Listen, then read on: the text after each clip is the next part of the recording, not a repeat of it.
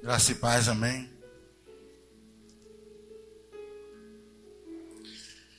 Irmãos, abram suas Bíblias em Deuteronômio capítulo 11 e versículo 26.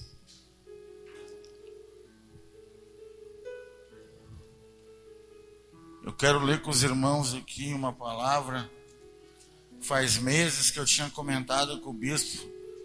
E ontem eu fui olhar um filme do José do Egito com a minha esposa e mais uma vez essa palavra tocou no meu coração.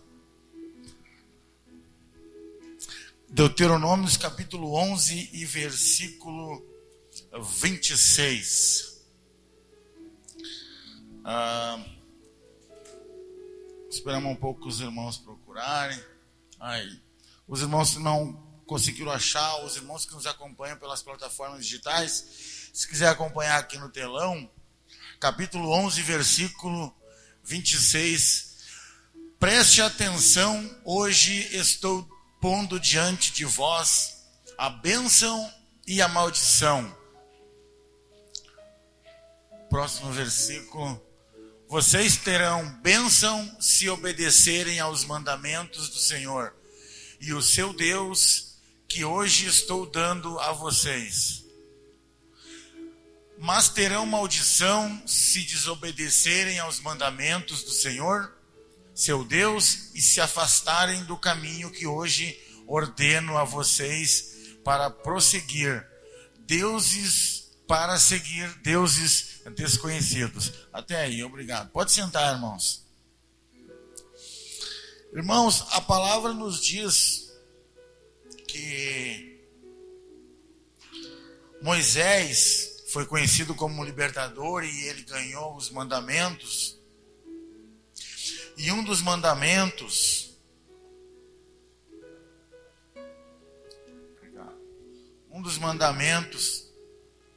alguns mandamentos, Moisés pregava para o povo.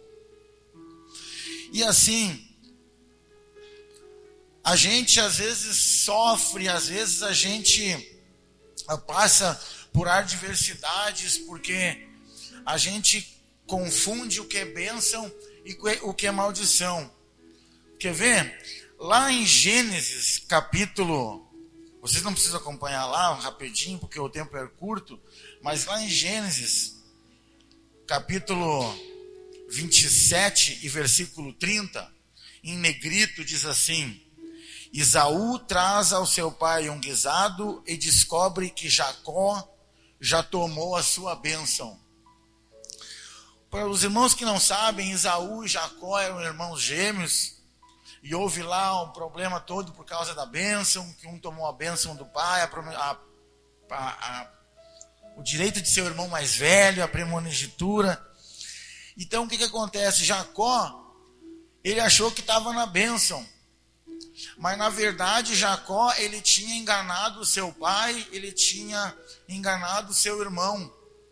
E Deus não se agrada quando nós enganamos o nosso próximo. Isso não é de Deus. E ali, Jacó, ele premeditou o engano. Ele, junto com sua mãe, premeditaram fazer o engano com seu pai. E ali, ele achou que ele estava com a bênção do seu irmão.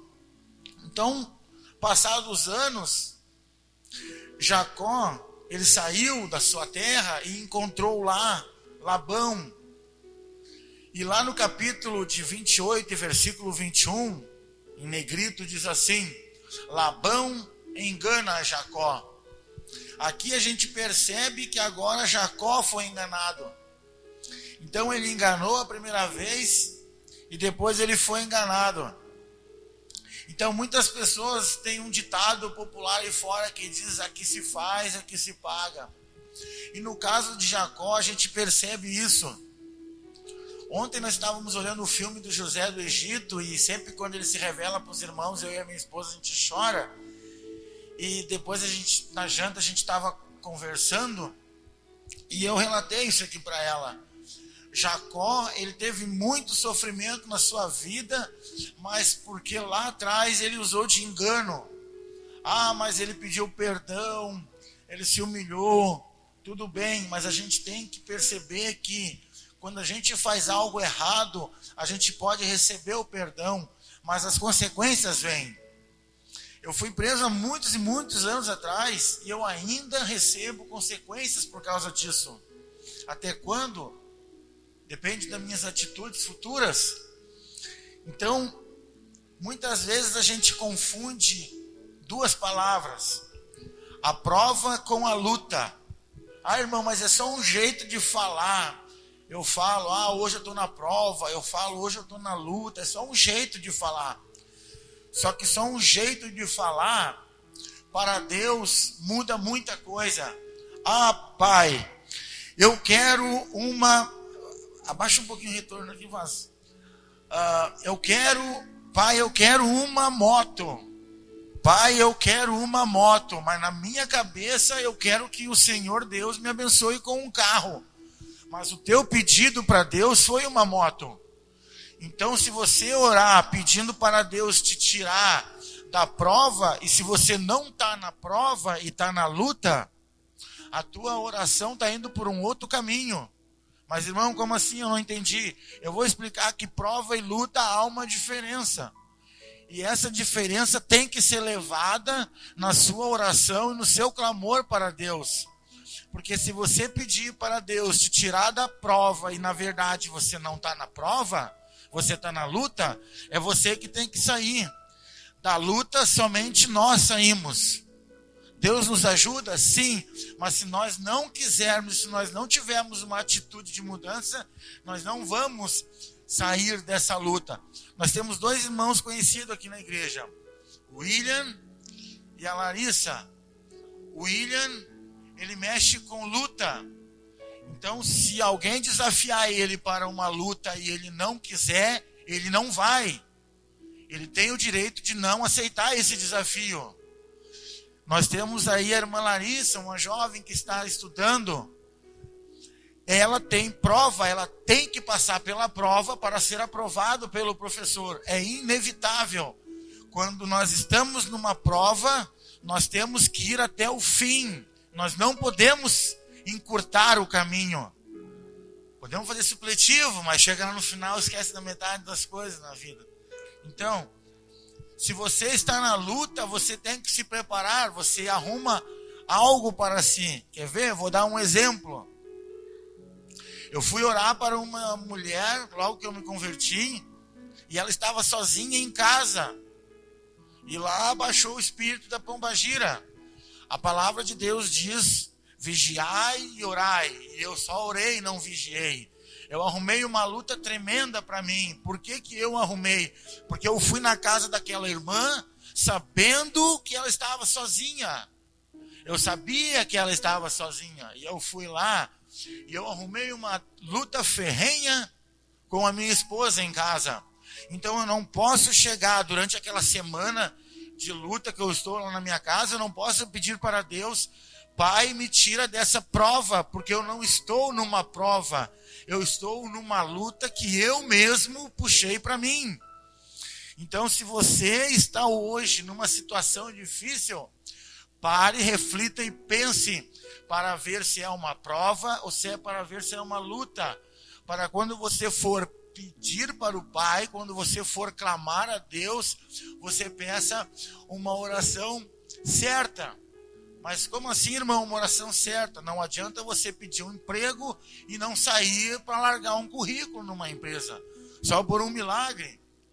Então hoje, eu percebo que muitos cristãos, muitos crentes, eles estão cometendo muitos pecados por atitudes que eles acham que é certa, mas na verdade é errada, né? A minha esposa, ela se converteu aqui na Rio de Deus. E hoje ela tem algumas atitudes que na cabeça dela, ela está na bênção, que ela está fazendo algo bom, mas eu tento explicar para ela como está aqui na Bíblia, como está na palavra, né? A diferença de nós estarmos na bênção e nós estarmos na maldição. Eu certa vez ganhei um dinheiro e ele foi um dinheiro honesto para mim ganhar, mas quem me deu aquele dinheiro Foi um dinheiro amaldiçoado, mas eu sabia que era amaldiçoado. E eu aceitei do mesmo jeito. Então, todo aquele dinheiro que veio para minha mão só me trouxe sofrimento. Mas como eu vou pedir para Deus me tirar dessa prova que eu estou sofrendo por causa desse dinheiro? Mas não é uma prova, é uma luta, porque eu sabia de onde estava vindo. Eu sabia que era um dinheiro ilícito. Então hoje, nós temos que ter discernimento de saber o que é uma prova e o que é uma luta. Nós estávamos pensando em ter um terceiro filho. Glória a Deus, criança é bênção. Mas se nós ter um filho hoje, na situação que nós estamos, vai ser uma luta. Mas irmão, filho é bênção. Mas nós sabemos que nós não podemos ter um filho agora. Só porque filho é bênção, eu vou contrariar algo de Deus, aquilo não vai ser benéfico para a minha vida. Porque eu tenho consciência que no momento nós não podemos ter mais um filho. Então, José, agora eu quero entrar na vida de José. Na mesma família haviam 2 homens. Jacó, que teve alguns sofrimentos durante a sua vida, mas por causa das lutas que ele arrumou para si, desde quando ele enganou seu pai e seu irmão. Agora nós temos José, seu filho que era um menino honesto, um menino trabalhador, foi vendido pelos irmãos, foi preso inocentemente. José, sim, passou por muitas provas.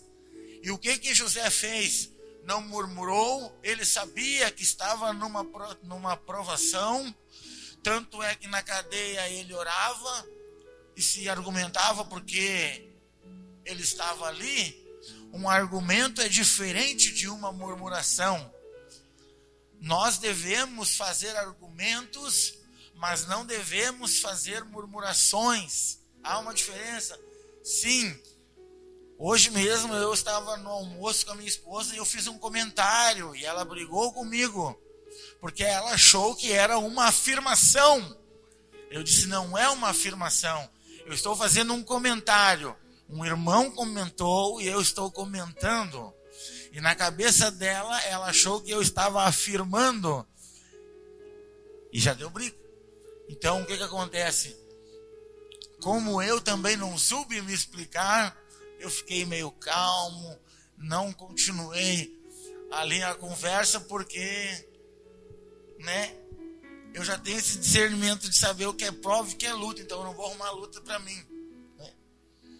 Então, o que acontece? José saiu da prisão e foi virar governador do Egito. E o que acontece? Depois de ele virar governador, ele chamou ali seu pai, chamou sua família, perdoou todo mundo.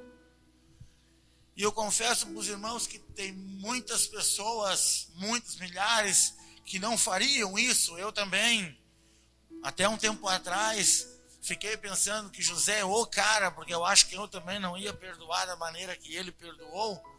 Mas o que acontece? Quando nós estamos firmados na palavra e temos discernimento do que é certo e do que é errado, as coisas são melhores para nós. A bênção e a maldição. Deixa eu voltar aqui, irmãos. Olha só. Podia botar lá para mim no 28, por favor? Que eu só quero ressaltar ali que o tempo é curto. Mas terão maldição se desobedecerem os mandamentos do Senhor, seu Deus, e se afastarem do caminho que hoje ordeno. Não precisa ser formado em Harvard, Connecticut, Stanford, nessas faculdades, para saber que a palavra ordeno vem de ordem. Nós servimos um Deus que manda. E se Ele manda, nós devemos obedecer. É difícil, irmãos? Às vezes Deus nos manda oferta tanto e a gente às vezes fica com receio que vai faltar. Mas Deus sabe de todas as coisas, Ele sabe que dali adiante Ele vai suprir as tuas necessidades. Amém?